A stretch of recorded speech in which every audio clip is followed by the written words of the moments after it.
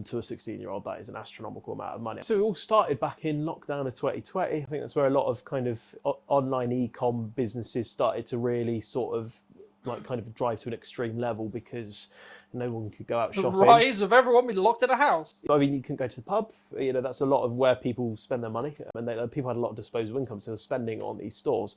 So myself, I was working at Sports Direct, earning a very piddly wage, you know, £4.58 an hour. But I was 16, so to me, getting that £200-300 a month was amazing. I could go spend it on whatever I wanted. I didn't have anything to pay for. So obviously you got furloughed, so that was an extra £200-300 a month for doing nothing as a 16-year-old. It's the most amazing thing on earth.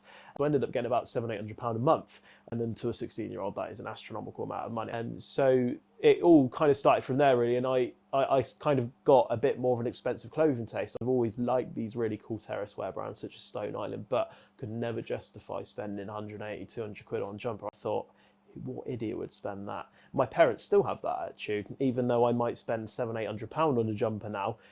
But I started shopping on there, and that £200 jumper that I was looking at, I could get it for £80, and I was like, amazing. So even though I was earning better money for my age, I was still being quite sensible with it. I think that's what I've always been quite lucky with, is spending money, but spending it in a sensible way. So I've got that £200 feeling for the price of like the third of it.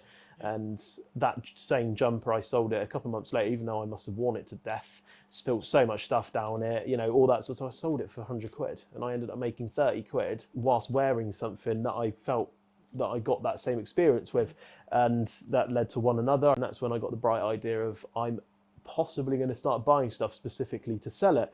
And instead, with the profits that I made, instead of wasting it like most 16-year-olds do, I was building up just a bigger pool of money, spending a little bit more. And then fast forward 5 years later, we're here somehow.